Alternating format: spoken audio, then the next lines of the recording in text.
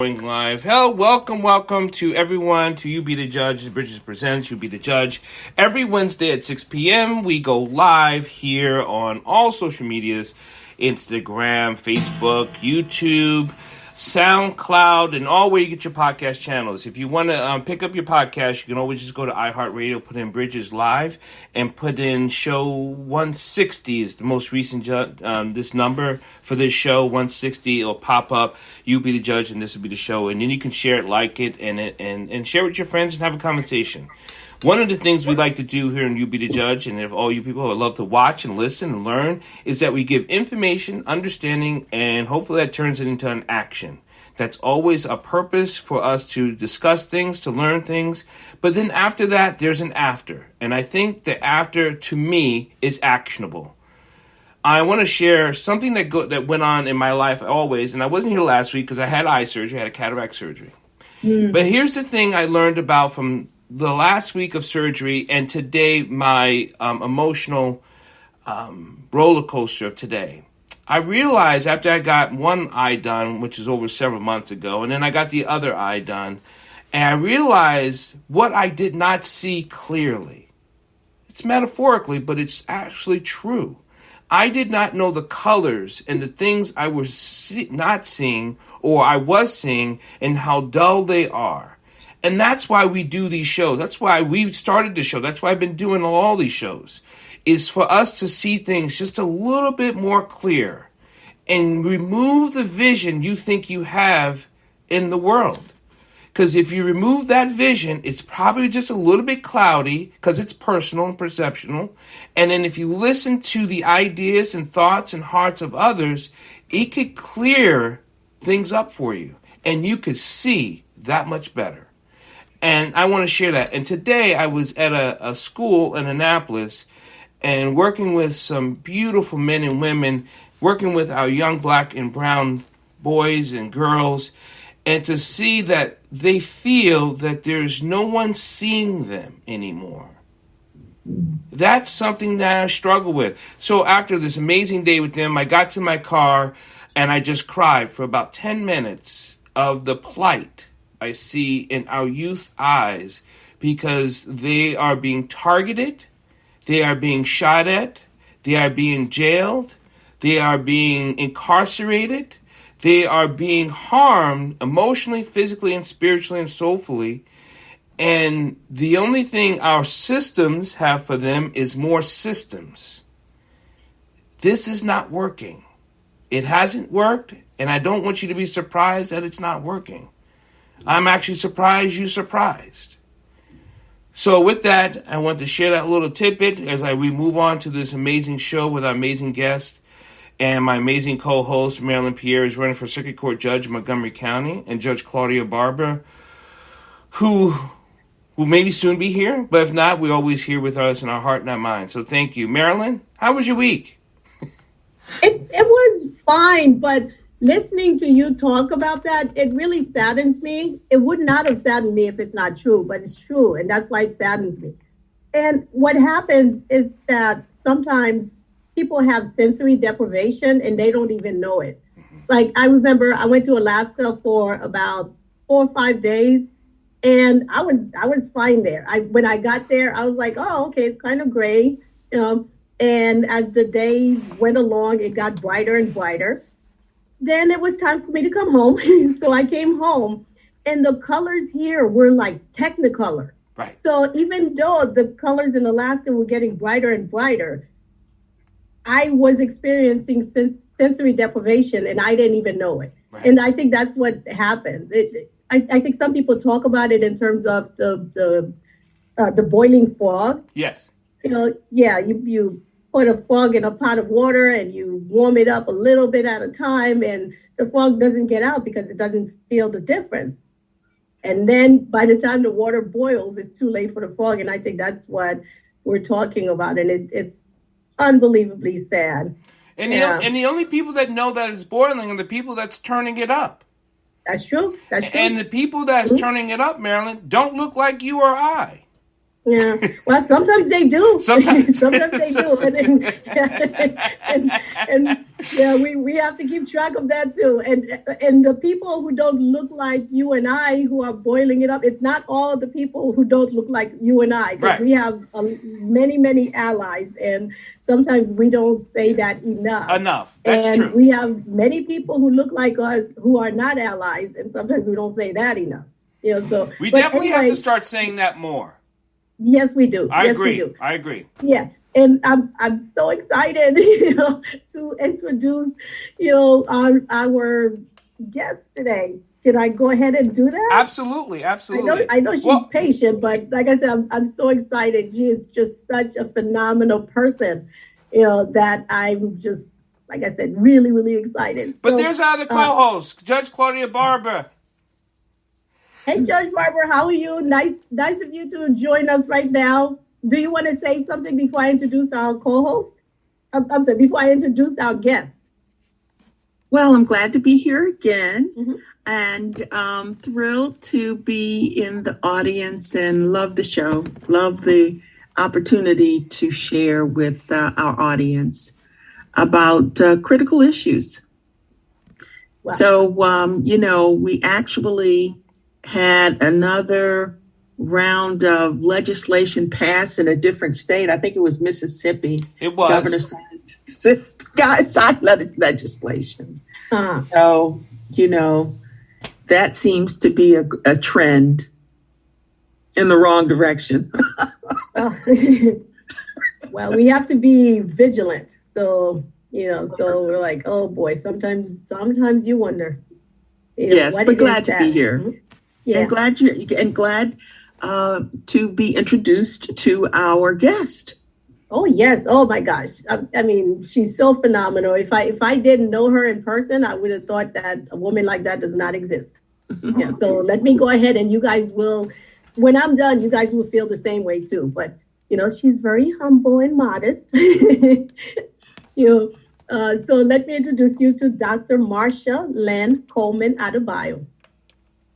Dr. Coleman Adebayo received her AB degree from Barnard College / Columbia University and her doctorate degree from the Massachusetts Institute of Technology. We all know that's MIT.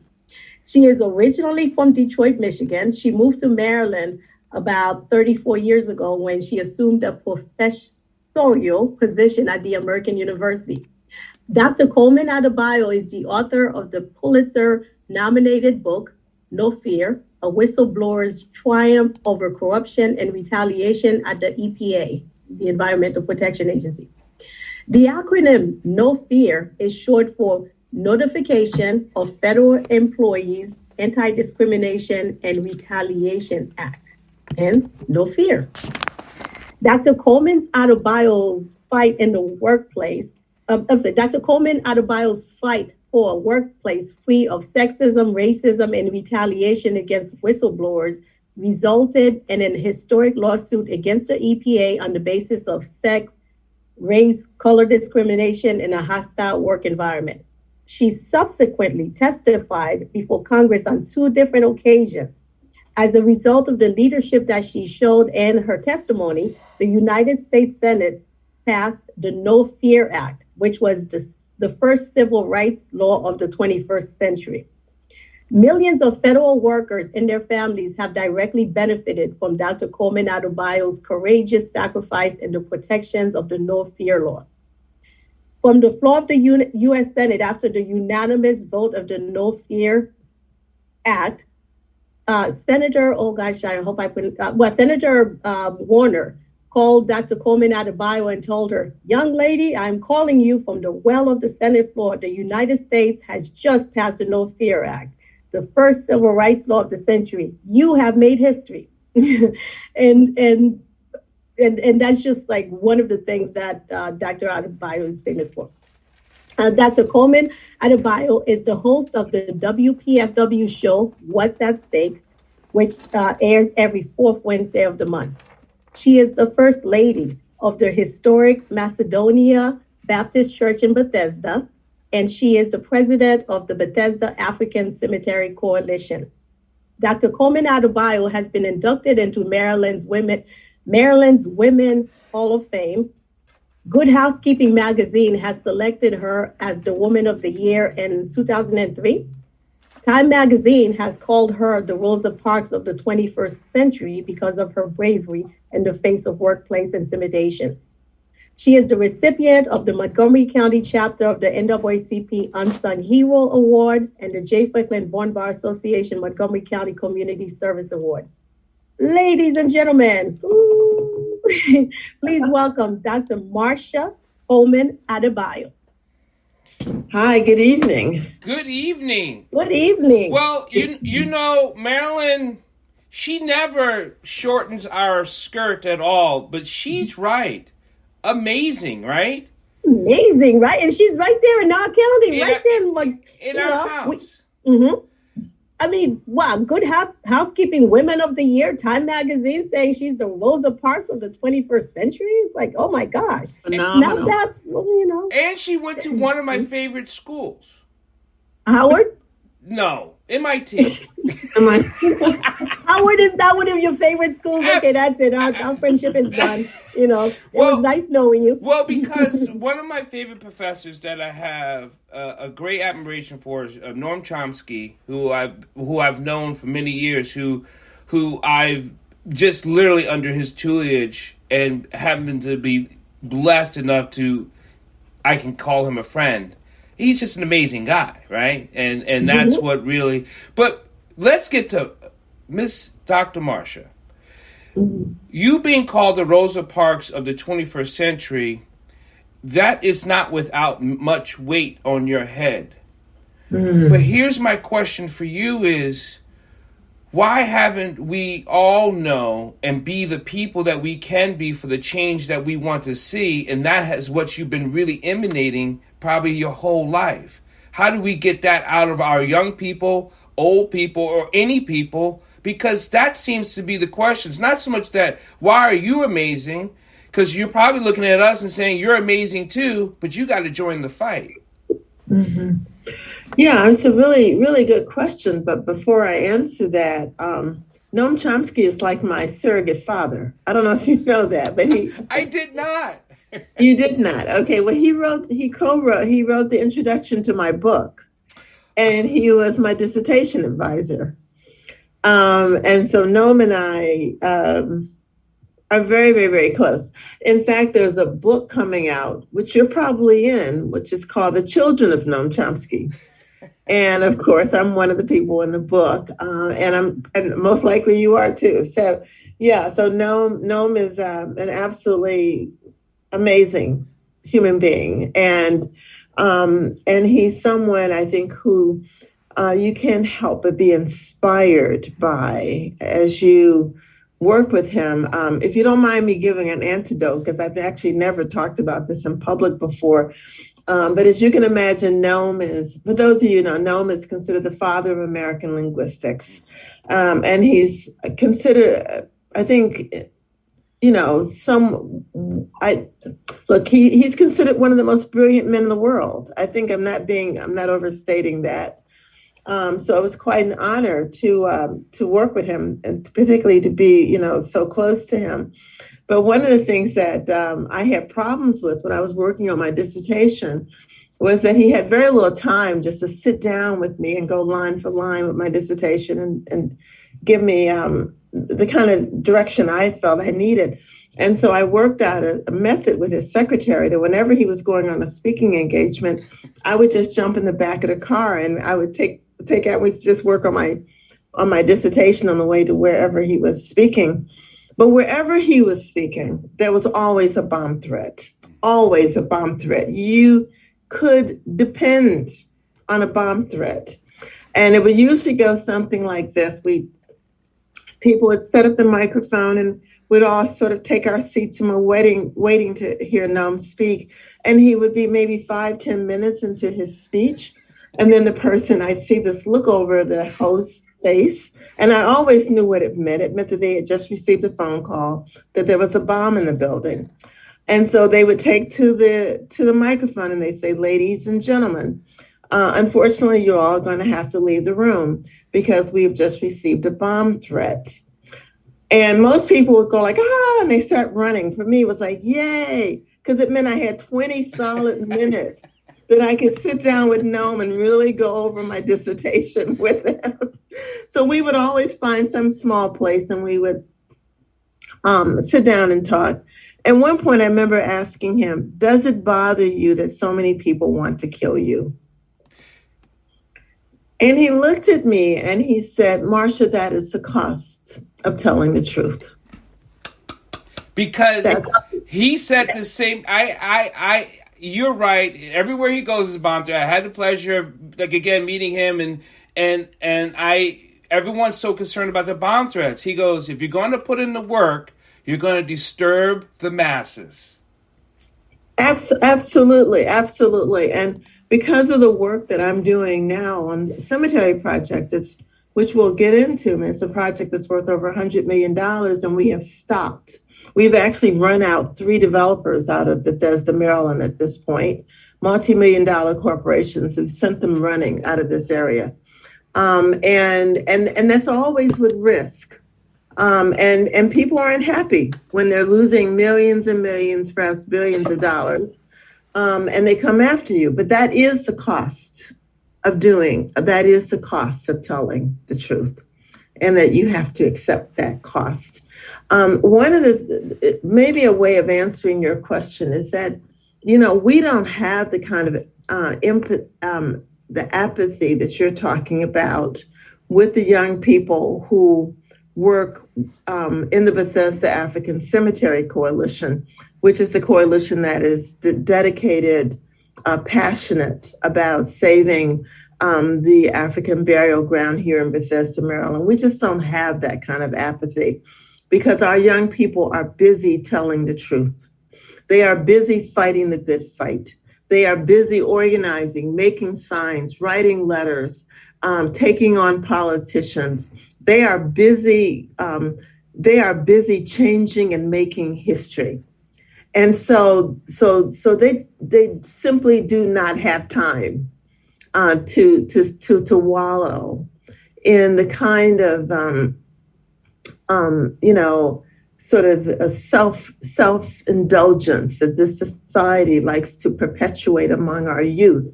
They are busy about changing history and making history themselves.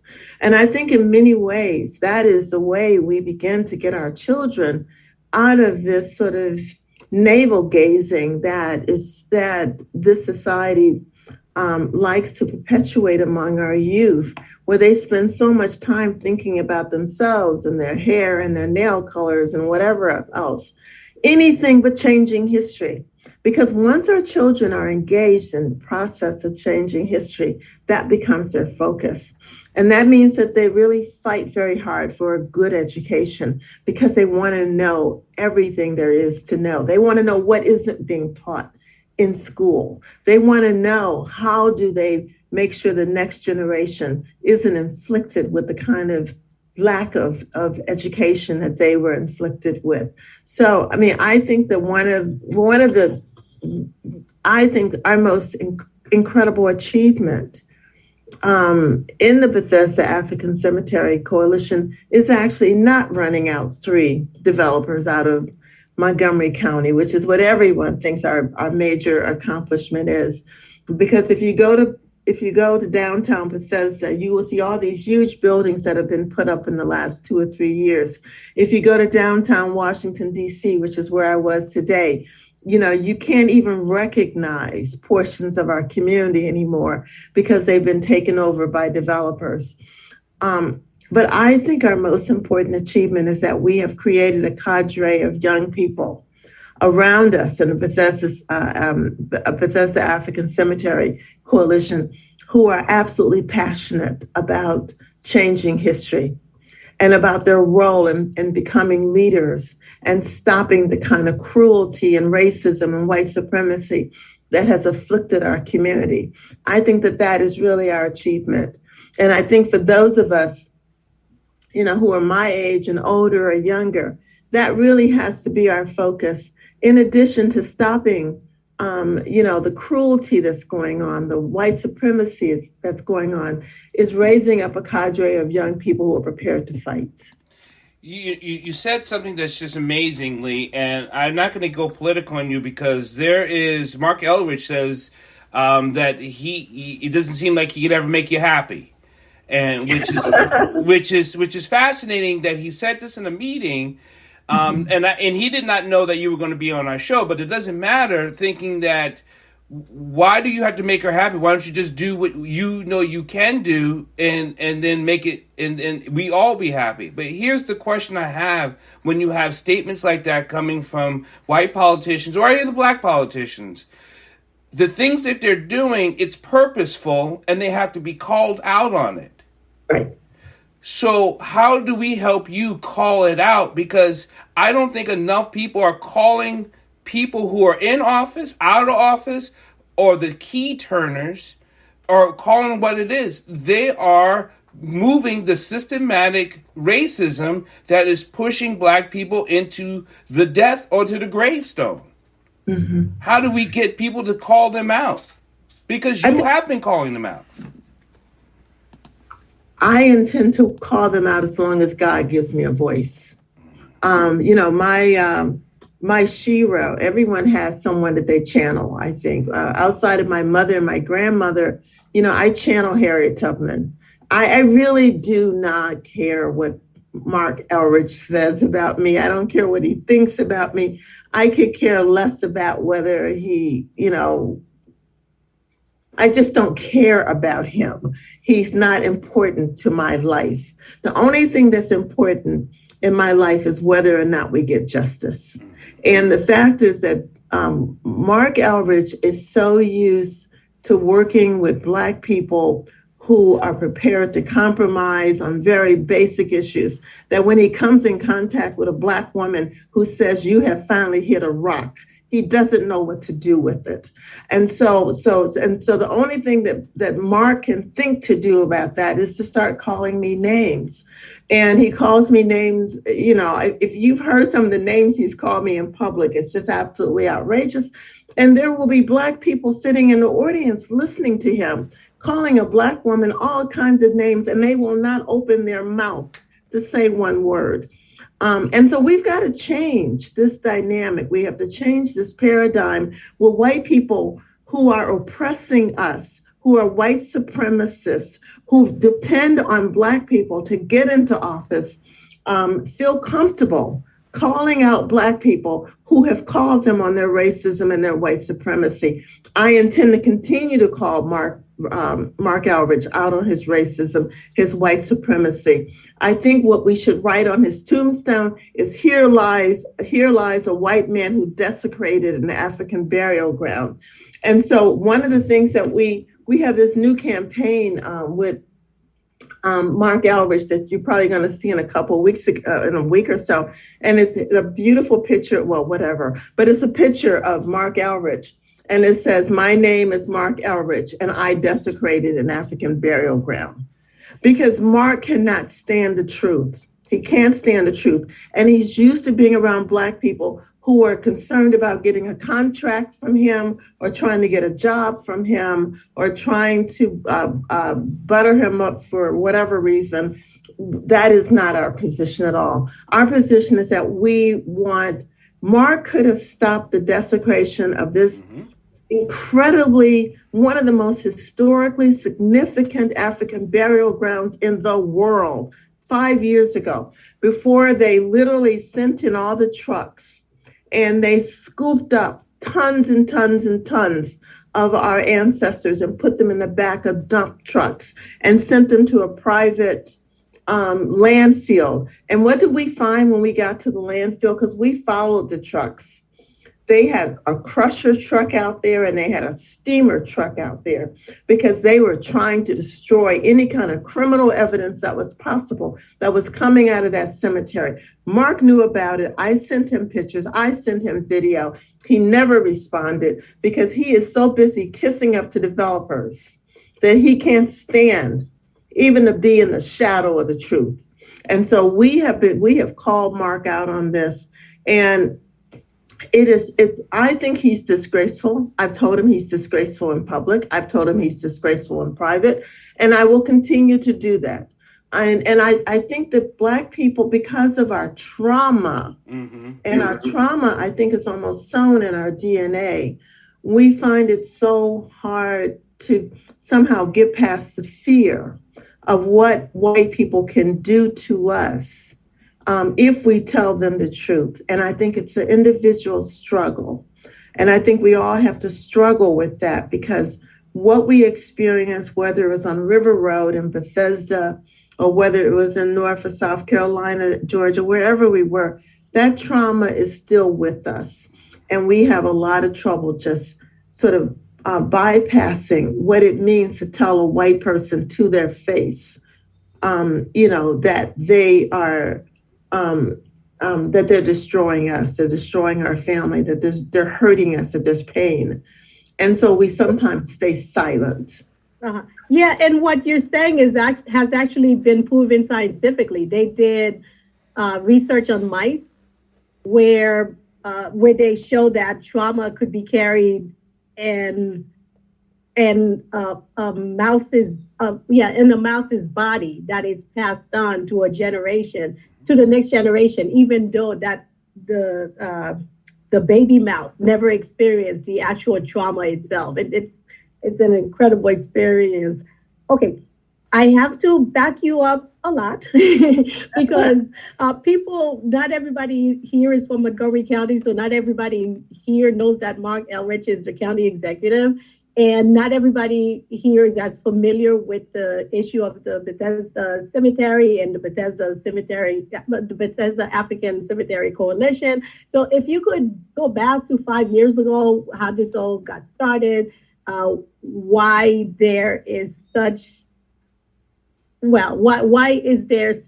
animosity now between the people from the Bethesda African Coalition and its supporters and other members of Montgomery County, and bring us up to the present now? That would be very helpful. But I think a lot of people need background information on that, because I don't think they're quite understanding what we're discussing right now. But before Dr. Coleman speaks, before she says something, Judge Claudia Barber had said this many times. If we don't tell our story, it's being told for us. And a lot of people are trying to wipe us out of existence through our history. And every time they put one of us in jail, every time they do something to us, they are literally trying to eradicate us from the face of this earth. And they're doing it in such sneaky ways, and the populace doesn't know what's going on. But we feel the pressure every time we go anywhere and everywhere, and then they wonder why we are so traumatized with so many things. I just had to say that before. And Judge Claudia Barber probably wants to say something on that. Well, I agree with what you're saying there. There is oftentimes, when somebody speaks truth to power, some people just can't handle it. And to the extent that they can't handle it, there's this, you've got to be aware of these Vladimir Putins that exist in this country. It's a lot of them. They come up with a false narrative. They're just Pinocchios, and they just, put out the false narrative. It isn't what you said it was. It's something else, So now they've got the conservatives even have a false narrative as to why Judge Ketanji Brown Jackson is not qualified to serve on the Supreme Court. She didn't tell us what her LSAT scores were. So now they've got a false narrative going that she's not qualified. They want to tell you what the qualifications are. Or they want to define the qualifications. Oh, her reversal rate is this. Well, did you all measure all that when Earl Warren was being considered and nominated, and the rest of them, and the rest of the Supreme Court, Abe Fortas and all the rest of them? Did you all go through that analysis and disclose to everybody their LSAT scores or anything to that liking? What about Elena Kagan, Sonia Sotomayor, So these people are trying to control the narrative and spread it in whatever way they want to suit their fancy. The law is whatever they say it is. Mm-hmm. You're qualified if they say you're qualified. And it's traumatizing to the victim, to people that are on the receiving end. And we've got to be very, very careful and cautious of people who do that. Mm-hmm. Create false narratives. Mm-hmm. Exactly, which is why Dr. Coleman Adebayo is going to tell us about the Bethesda African Cemetery Coalition. Yeah, in terms of the background, and apologies for jumping in, assuming everyone had heard about this. But about 5 years ago, my husband became pastor at Macedonia Baptist Church, which is the only remaining Black church in Bethesda, Maryland. There were a number of Black churches in this area, because this area, between mid-1700s and 1865, there were language is such a funny thing, isn't it? Because since we're using their language, we tend to think that that's normal language and that it describes something. And in fact, it's just, we were just forced to use someone else's language. And so one of the things that they did was they called places where we died, places where we went to die, they called them plantations. But in fact, they were death camps for us. When we went to those spaces, we went there to be worked to death. And maybe there were plantations for the guys sitting on the porches, but when we were in the field, we were there to be worked to death. So I'm going to use some language that maybe some of you are not familiar with, and I'll try to remember to sort of translate that when I do it. But there were 4 death camps on River Road. And these were fairly large death camps. The Posey and the Loftboro and the councilman and the shoemaker. And we're talking thousands and thousands and thousands of Africans who were forced to work until they died on River Road. Now, for those of you who are not from this area, Bethesda, Maryland is one of the richest communities in the world, not in the United States. It is one of the richest communities in the world. And it has done an incredible job of erasing every trace of Black history from what you would consider its history. In fact, if you come to downtown Bethesda, you would not believe that any Black people outside of the people who work in the stores even live in Bethesda. It is a city that has successfully implemented critical race theory, where Black people just simply do not exist, except as workers. And so you got the Whole Foods and the Banks of America and all that. But what you don't realize is that every place you walk, there is blood under the soil. Every place you walk. In this area that we call the River Road Corridor, there is blood under the soil. And so for about 250 years, Africans were brought from West and Central Africa to this part of Bethesda, Maryland, because they had particular skills and technologies, advanced skills and technologies that were available in Africa that Europeans did not have and needed to be able to create the kind of commerce that they needed to have in this area. And so they kidnapped all of these Africans and they brought them to a place called Bethesda, Maryland. And to a large extent, the death camps in Bethesda were camps that grew tobacco and some other kinds of plants, but primarily tobacco, because there was obviously a market for tobacco in the United States, and there was a market for tobacco in Europe as well. So these death camps thrived and were very wealthy, and these people all became extremely wealthy people, the Loftboros and the councilmen and all these people. And then about 1808, as some of you may know, tobacco is extremely hard on the soil. It depletes the soil's nutrients. And so that happened also on River Road, where after they had cultivated the soil for some time, the soil became depleted.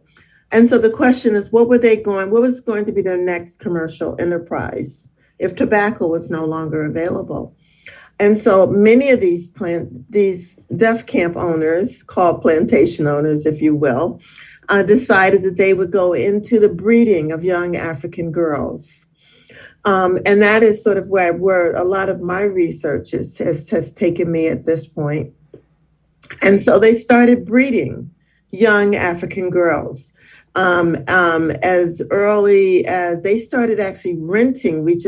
In fact, I just got back from Cambridge, Maryland yesterday because as you know, with Harriet Tubman, they started renting out Harriet Tubman when she was 5 years old.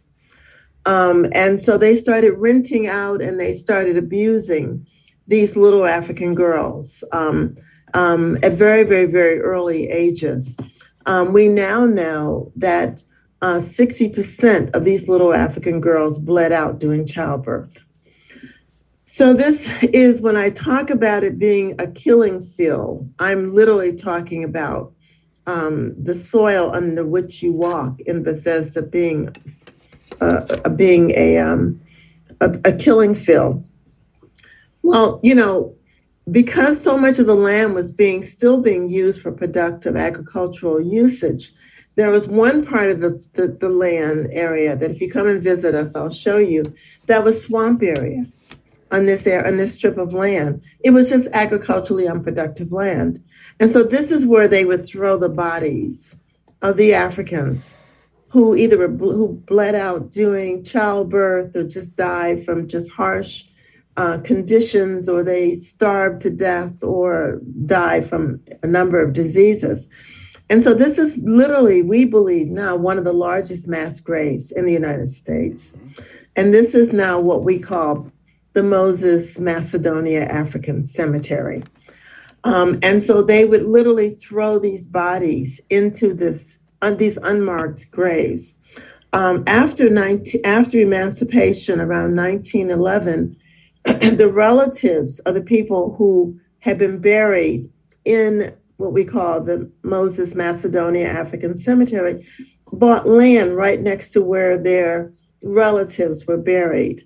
This process was done through an organization called White's Tabernacle number 38 of the Brothers and Sisters, Sons and Daughters of Moses. Now we've been sort of trying to decide whether the reference to Moses was to the prophet Moses or whether it was really to Harriet Tubman, because one of the things that we found out is that our historic Macedonia Baptist Church was most likely a station on the Underground Railroad as well. So that's a mystery that we just haven't figured out yet. But it's an intriguing history. And so you can imagine, my husband becomes pastor of this church. We have very little knowledge about this history because we're just, I was teaching at the American University at the time, and he becomes pastor, and he was teaching at the University of the District of Columbia, and we don't know any of this history because none of this history is available to the public. This is all hidden history. This is all erased history. But then we begin to realize that there were families that started talking about the fact that my grandmother used to live where the Bank of America is located now. Another member said, "Oh, where Whole Foods is located, that was my family's farm." And so we started putting this history together. Like, you mean there were Black people in Bethesda and they were members of your family? And so one of my first official duties as First Lady of Macedonia was to go to a place that I had, quite frankly, never heard of before, which was the Montgomery County Parks and Planning Commission. I mean, I didn't know what they did. I didn't know who they were. And I went down there and they basically were telling us that there was a sector plan, that they needed our approval. They wanted us to sign off on a sector plan. And and I remember the director, Gwen Wright, looked at me and she said, Dr. Coleman, you may have heard that there was a cemetery near your church, but I want you to rest assured that that's just a myth. There are no cemeteries in your area, and so you can feel very comfortable signing off on the sector plan. Well, there was a deacon who was sitting right next to me who grew up in the area, and he raised his hand and he said, "Miss Wright," he said, there's no myth about a cemetery that used to be on River Road. I used to play in that cemetery as a child. And I remember when the bulldozers came in and they wiped out the cemetery and they chopped up the bodies and they spread the bodies throughout the entire area. And then they put a parking lot on top of members of my church. I remember that. And awful. That's terrible. And I remember sitting there listening to this for the first time in my entire life. Now, I'd only been a first lady of the church for 2 weeks, and all of a sudden, all of this history is just being. And I remember looking at her, and I said to her, I said, "Miss Wright, where are the bodies? Can you tell me what happened to the bodies of the members of my church? Where are they?" And she said, "I don't know." I said, "Miss Wright, we're looking at a crime scene. We are looking at a crime scene. You need to call the police right now, and we need to file an investigation. Where are the members of my church?" And at that point, she said, "I think this meeting is over." Okay. I think we need more time to think about this. So why don't we call this meeting to a close, and then I'll reschedule another meeting. And that was sort of the spark that started the whole process. You asked, how did it start? It's because they started lying to us. Okay, but Dr. Coleman, here's a kicker that people, I want you to pause so people digest that this person did not view it as a crime because it had nothing to do with her people. And yes. That's exactly right. That's exactly right. So this is exactly why we pull our hair out. This is why we are angry. Traumatized. Yeah, and we're angry, right? And then they wonder why are you so angry? Okay, right. I can name 3 today. Not right. 3 weeks ago. I can name 3 reasons today. Mm-hmm. Now, I'm talking to a person that has access, availability, and the rules at your feet. And mm-hmm. you don't even call it a crime. So right. if I call it a crime, you're just going to say what to me? And mm-hmm. this has gone on in our communities since the beginning. Forever, right? Since forever. And okay, so just say it like it is. And here's the thing. Whoever is crying out, we don't cry the loudest to be heard, because the only people that hear us are the people that have nothing to do with it. Mm-hmm. They have to say something. But you got to be very careful of government. She gave you a government answer, too. Good Lord. You a government answer. Mm-hmm. Right. It was interesting because we obviously found pro bono lawyers. Thank God for pro bono lawyers, and thank God for all of you who do pro bono work. I thank you very much.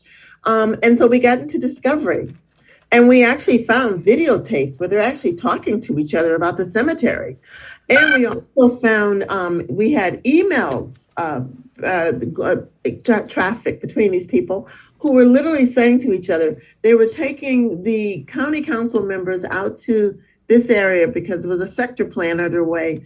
And I think Gwen Wright is writing to someone else saying, if any member of the county council asks you whether or not there's a cemetery there, refer them to me, and I will answer all the questions regarding the cemetery.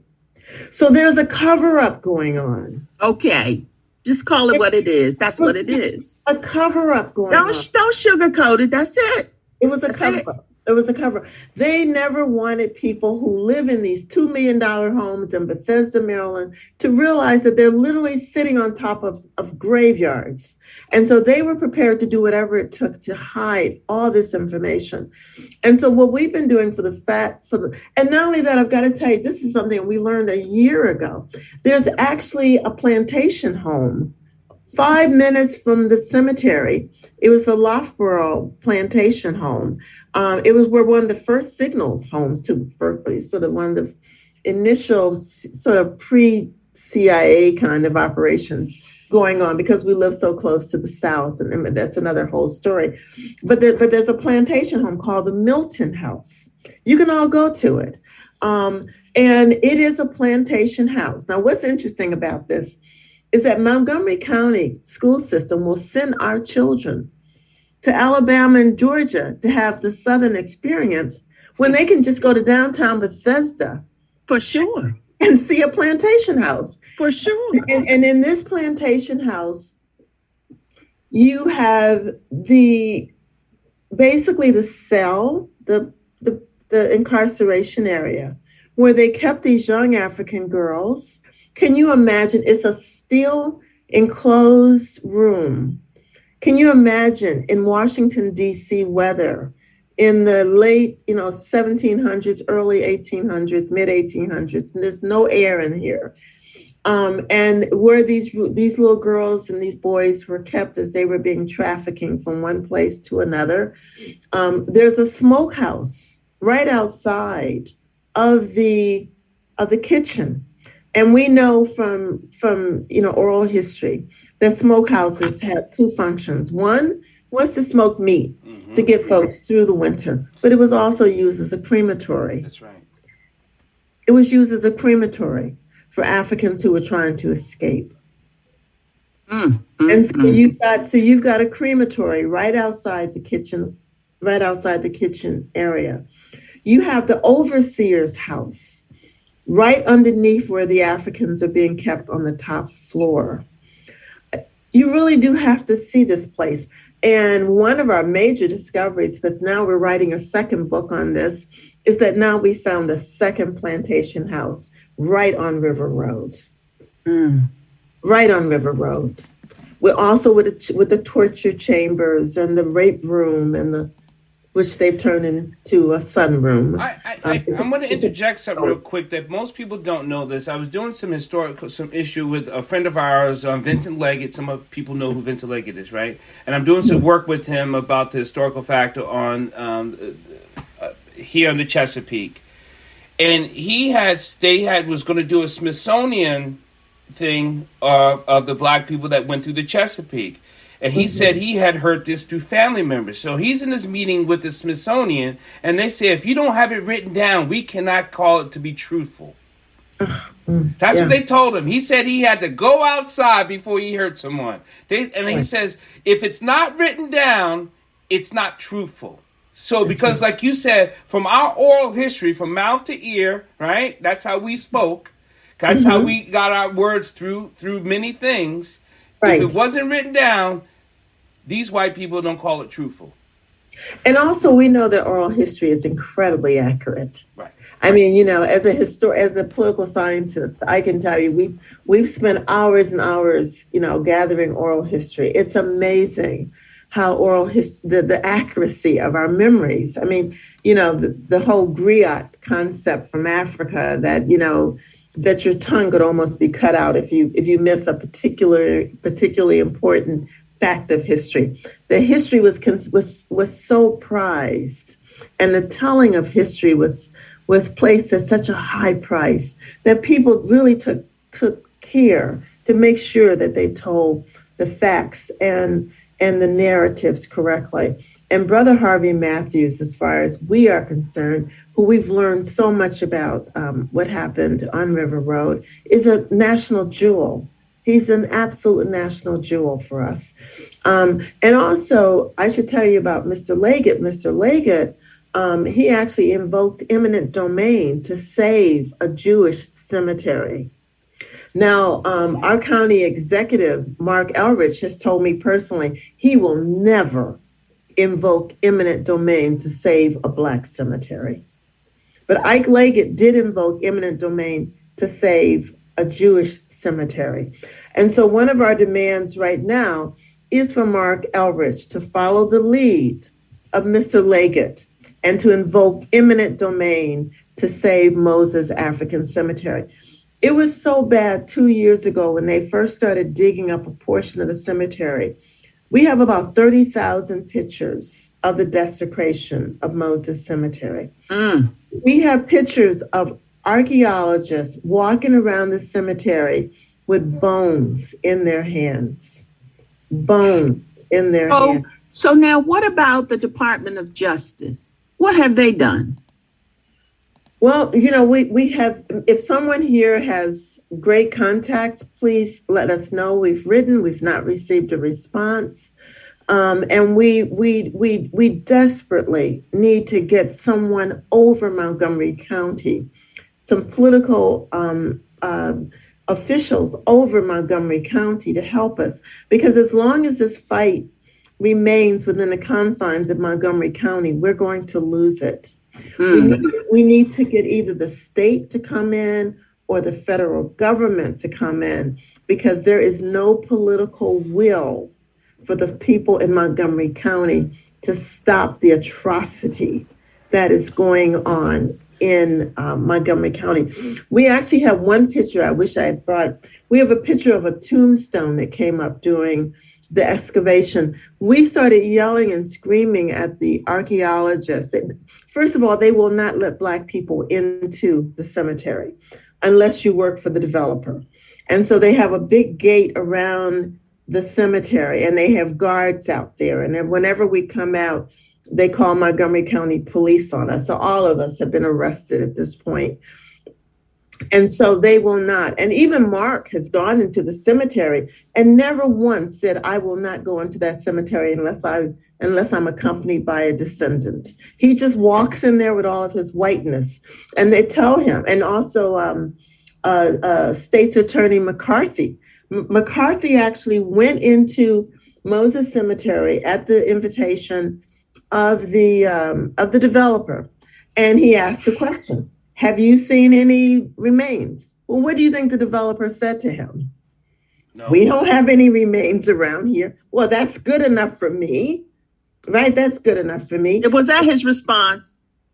I have a letter from McCarthy in which he said that he went to the cemetery. He asked them whether or not they had found remains. They denied any remains. He never asked us to see the 30,000 pictures that we have of the desecration. But we sent them to him anyway. And our attorneys asked McCarthy for an appointment, and he refused to meet with our attorneys, but he met with the developers. And he says in his letter, he said, if you find any remains, you should know that that is a violation of law. You must contact my office. And you must, inform the office that you found remains. So when we sent him our evidentiary document with all these remains, we thought he was going to at least say, we have to investigate this. Not a single word. Not even acknowledging our letter that we sent to him. Dr. Coleman. Can you please talk a little bit about the lawsuit and where it is now? Okay. The lawsuit. This is fabulous, right? So for the first time in the history of the United States, Africans who never had a voice when they were alive in the American judicial system was heard in an American courtroom through their descendants. And we won. That's important for you to hear. We won. So Montgomery County decides that they're going to sell, and according to the Housing Opportunities Commission, that our social justice movement was just too much for them to take. And so they decided that they were going to sell a portion of Moses Cemetery to a developer. Our lawyers jumped into, filed a lawsuit to stop them from selling our ancestors. And so we received a preliminary injunction. to stop. Now, this is a $50 million project, and we stopped these people. And then we went back and we huge win. That's a huge win. Absolutely. It had never been done before for an African burial ground.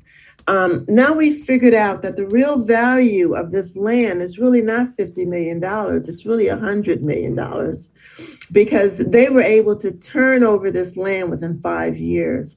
And so they're thinking that in another 5 years, they'll be able to double their profit. But for the first time in the history of our country, Africans who never had a voice in that courtroom. And the judge who heard the case was Judge Carla N. Smith. And if you don't mind, if I have a second, I will read you what she wrote. And if you have a chance to read her opinion, it is like reading a book of poetry. It is absolutely beautiful. Read it. She wrote, "The court cannot ignore that as early as the 1930s, when construction began in the River Road community, the deceased have been forgotten, forsaken, and their final resting places destroyed, or at a minimum desecrated." This is Thurgood Marshall language. Mm-hmm. This is Thurgood Marshall. She is talking about a community that is destroyed. That's the language she's using. She's saying at a minimum, they were desecrated. Dr. Coleman, we know throughout the Southern history that people think is so far ago with the Citizen Council and the different states having different organizations that targeted and influenced Black people to get them killed and infiltrated them in all kinds of ways. Right. From your belief, because I have my belief that my answer before I even ask it is a yes. Does Montgomery County have that type of citizens council moving through Montgomery County so it could hold what it's been doing for this long? I mean, because with the incarceration rate so high, Maryland incarceration so high, and we know that the Maryland's almost like a proving ground for everything from, it's called the New South, right? So if Maryland's the proving ground for all the southern states and for the North to react on, is there a citizen council moving through our actually state, local government that's holding this to be the same status quo? Because people are saying how everything is so disgusting and the information, so it's unbelievable that we have to live this way and we have to do this. But yet, for as many years, I'm new to Maryland, but every time I do my research and digging, this is not new that's going on. So they allow this to continue to go status quo to status quo. Marilyn Pierre's been running for circuit court judge. This is the third time. Maryland's his third time? Right.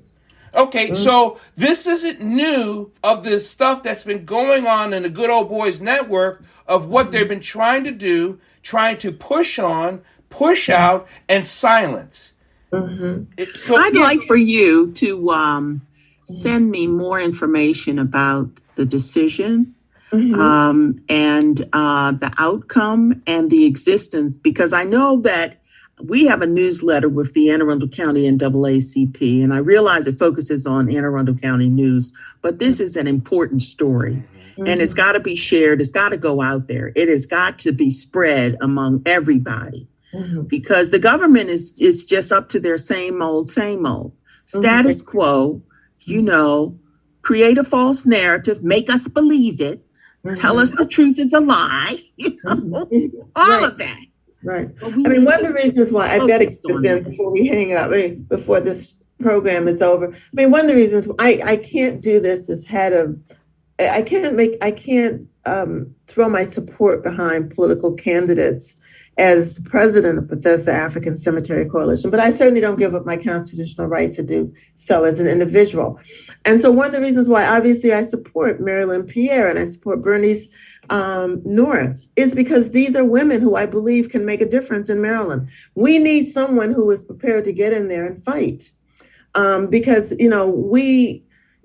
Maryland, particularly Montgomery County, has a veneer of being a super liberal organization, when in fact it is just the opposite. It is one of the most racist, white supremacist organizations in the United States, we have a population. African Americans compose about 38% of the population in Maryland, but 70% of those incarcerated. Think about that for a second. 70%, and we're only 38% of the population. Right. I mean, none of us should be sleeping at night, right, knowing that we have a whole, and these are young Black men who are being incarcerated for longer sentences than their white counterparts. They are literally stealing the lives of our children. They're literally stealing the lives of our children. None of us should be sleeping at night knowing our children are being incarcerated. Their lives are being stolen away. And just to answer your question, look, they put on their little hoods or whatever they could find, and they would do it at night. Montgomery County desecrates in the middle of the day, and they desecrate using permits and license and all kinds of, made up legal tools. Well, what this looks like to me. What I will say is that Montgomery County is more efficient. They're more efficient than the Klan.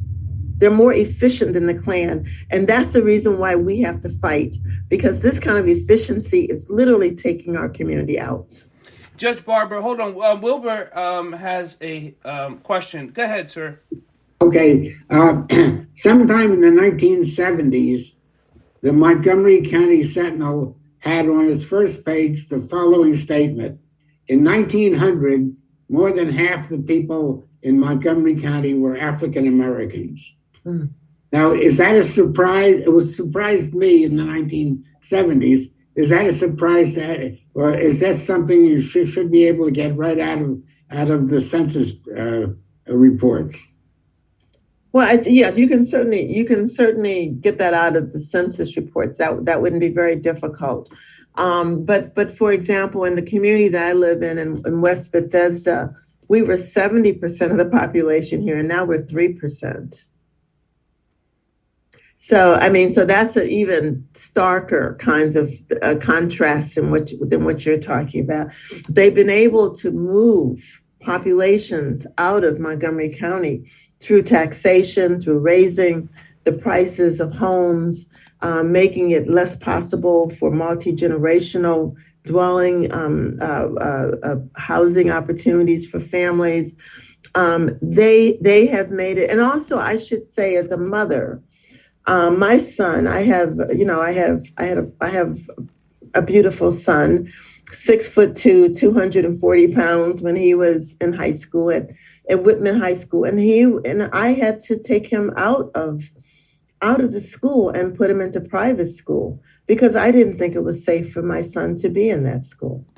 He was being sent to the principal's office all the time for small infractions.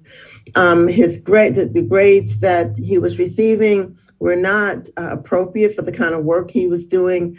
And so I literally, even though I was paying, an enormous amount of taxes in this county, I moved my son out of Montgomery County School and sent him to Archbishop Carroll in Northeast Washington, where he absolutely thrived. And eventually went to Howard University, by the way. What bison? So I'm just trying to say, on so many levels, psychologically, emotionally, physically, in terms of, as the majority of the young people in our group are white young people, and they talk about the trauma of seeing a desecration in their lifetime, of actually seeing remains come up through the ground and having the workers smile at them while they take their boots and crush the bones. I mean, that's a part of their memory as well. And it's one of the reasons why I think our young people are so committed, because they're actually seeing the fact that we can fight back. And if I know the time is going very quickly, and it's probably time to say goodbye fairly quickly. But I did want to just say that one of the lessons that we've learned from this particular struggle is that you can win. You can win. It takes a lot. You have to almost make it a full-time job, which is what I've done at this point. But you can win. But more importantly, you can influence the youth. and you can teach the youth how to win these kinds of struggles. And those are the lessons that they take into adulthood. And at some point they begin to understand that they do not have to tolerate white supremacy and that they can fight back. I'm emotional right now because my heart is filled with lots of tears. And I'll cry later because I'm okay with crying. I'm okay with feeling not despaired and I don't feel broken. No. But I am sad. Mm-hmm. And I am sad. And I'm okay to be sad. Mm-hmm. Because it's the reason why I fight. It's the reason why I do everything. It's the reason why I live. It's the reason why I wake up every day to make a difference, so we can live a life, right? Mm-hmm. So I want to say thank you, because thank you, because right now I can't. Thank you. Mm-hmm. Yeah, and I must tell you that every time we had a demonstration today in front of Parks and Planning, and we're doubling our size. We go to Parks and Planning every single Wednesday at 12 noon. So if you have time, meet us at Parks and Planning next Wednesday, 12 noon. Tomorrow we are meeting Mark Elrich. He's at a fundraiser tomorrow. I believe it's at 4:00. We will be there challenging Mark Elrich to invoke eminent domain. He will say, I can't do anything, but we will still challenge him. And we have weekly meetings Thursday at 7:00. You can get everything from Mary Lynn Pierre. She can give you all of our information. We need help. And I am not, I'm not cautious and I'm not embarrassed to say we need help, because the only way we are going to win this kind of battle is when our community comes together. And one last thing I've got to say, and I can tell you when to say something, Marilyn, we are our ancestors and our ancestors are us. And we learn something about courage by understanding something about our ancestors. Our ancestors were awesome. They struggled against odds and obstacles and challenges that we cannot even imagine. And they won. And they won.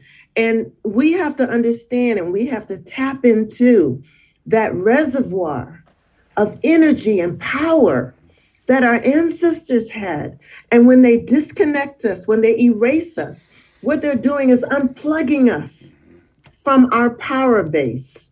And what we're doing is we're reconnecting into our power base, so that when you see us out there and you think, God, these people, aren't they afraid? The answer is no, we're not afraid, because we have plugged into our ancestors and they're giving us power, and we plugged into God, because I am a first lady of a church and I'm very proud of the fact that I'm a first lady of a church.